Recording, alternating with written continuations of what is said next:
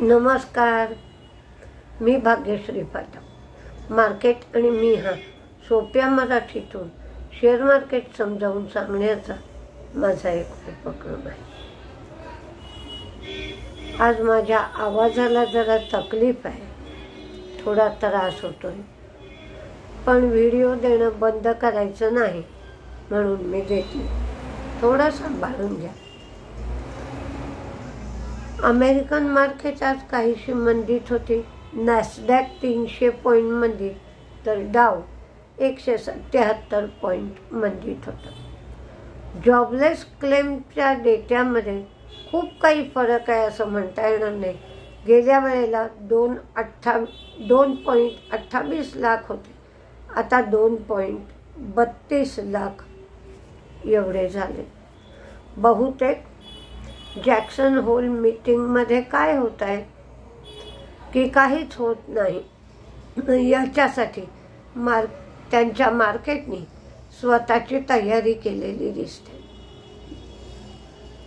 Foreign इन्व्हेस्टर्सची 1372 कोटीची खरेदी आहे, तर डोमेस्टिक इन्व्हेस्टर्सची सुद्धा 2972 कोटींची खरेदी आहे.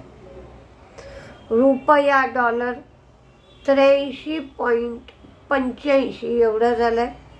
Dollar index bond yield 3.85, crude 77.27, तर डॉलर इंडेक्स 101.42 एवढा झालाय. अंबुजा सिमेंटमध्ये प्रमोटर 2.84% स्टेक विकणार आहेत. त्यातून त्यांना 4198 कोटी रुपये मिळतील.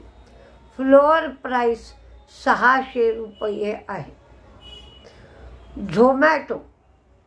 झोमॅटो ही इंटरसिटी लिजंड्स बिझनेस बंद करणार आहे. 2 वर्षामध्ये त्यांना प्रॉडक्ट मार्केट फिट योग्य असं मिळालेलं नाही. पॉवरमॅकनी एकाच एक बोनस जाहीर केला. 28 सप्टेंबर रेकॉर्ड डेट ठेवली आहे. नायकामध्ये हरिंदर पाल सिंग 1.4% स्टेक विकणार. त्यांच्याकडे 6.4% स्टेक आहे. 198 या फ्लोअर प्राइसने हा स्टेक विकला जाईल आणि 45 दिवसाचा लॉक इन पिरियड असेल. लॉक इन पिरियड म्हणजे काय, तर 45 दिवस ते आणखीन स्टेक विकू शकणार नाहीत. नॅसडॅक हिंदुस्तान झिंकमधला स्टेक सुद्धा सरकार हळूहळू विकणार आहे. एकदम 29.3% हिस्सा विकणं सरकारला कठीण जाईल. बिकाजी फूड ही अरिबा फूडचं अधिग्रहण करण्याची शक्यता आहे, तर अरिबा फूडच्या प्रमोटर बरोबर बिकाजी फूड्सची बोलणी होणार आहे. गो डिजिटचं टार्गेट 420 रुपये केलेलं आहे. साखर उत्पादन, साखरेची विक्री, पॅकेजिंग आणि एक्सपोर्ट यासाठी कोटा जाहीर झाला आहे. जिंदाल स्टॉक स्प्लिटसाठी मीटिंग आहे, पण त्यांची 2 रुपये फेस व्हॅल्यू आहे, म्हणजे जास्तीत जास्त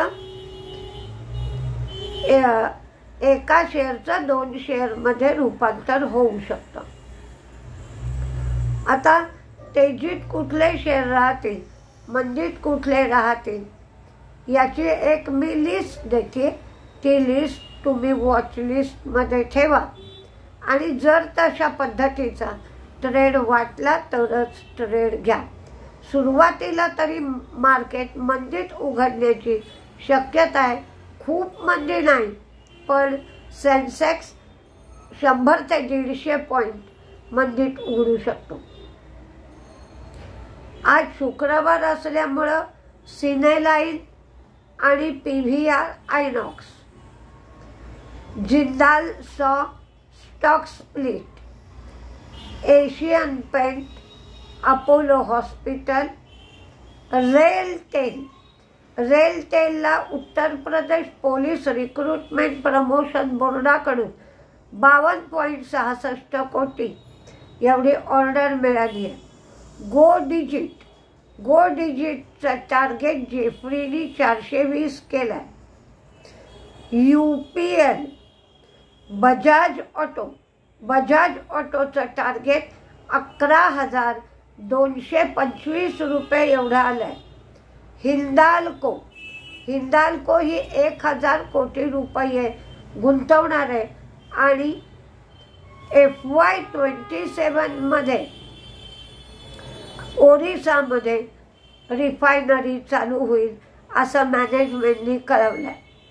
अल्ट्राटेक सिमेंट. TVS मोटरचं टार्गेट JP मॉर्गननी 3,050 दिलं आहे. Grasim, power grid, prism Johnson हे सनबाथ सॅनिटरीमध्ये अधिग्रहण करणारे. Akums, Federal Mogul, Saregama, NIIT, रिलायन्सचं टार्गेट 3,440 रुपये एवढा आलं आहे. Jain irrigation, Muthoot finance, Bharat forge, TVS motor, Tata consumer, united spirits, Piccadily agro, PICCADILY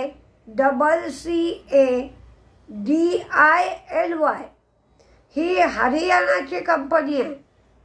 ही व्हिस्कीसाठी प्रसिद्ध आहे आणि त्यांच्या इंद्री या व्हिस्कीला व्हिस्की ऑफ द इयर हा अवॉर्ड मिळाला आहे. पॉलीमेडिक्युअर, डाबर, रामको सिमेंट, लाल पाथ आणि मेट्रोपोलिस. एस्कॉट्स उत्तर प्रदेशामध्ये नवीन कारखाना लावणार आहे. तर मंडीमध्ये अंबुजा सिमेंट, नायका, इथॉस आणि SBI लाईफला 245 कोटीची टॅक्स नोटीस आली आहे. फक्त काही काळ जिथपर्यंत कन्सॉलिडेशन चालू आहे तिथपर्यंत ट्रेडिंगचं प्रमाण कमी ठेवा आणि विशेषतः इंट्राडेचं प्रमाण कमी ठेवा. अचानक एखादा शेअर पडू लागला चांगला असेल तर ते शेअर थोडे ॲक्युम्युलेट करण्याचा प्रयत्न करा.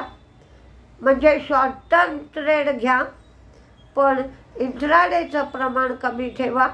कारण इंट्राडेमध्ये कन्सॉलिडेशनमध्ये कुठे घ्यायचं कुठे विकायचं हा गोंधळ होऊ शकतो. लॉसचं प्रमाण वाढू शकतं. म्हणून इंट्राडेचं प्रमाण कमी ठेवा आणि शॉर्ट टर्म किंवा इन्व्हेस्टमेंट एखादा शेअर अचानक पडू लागला 400-500 रुपये पडला तर त्याच्यामध्ये आपल्याला घुसता येईल का, काही थोड्या प्रमाणात इन्व्हेस्टमेंट करता येईल का असा विचार करा. बघूया मार्केटमध्ये काय होत आहे. नमस्ते.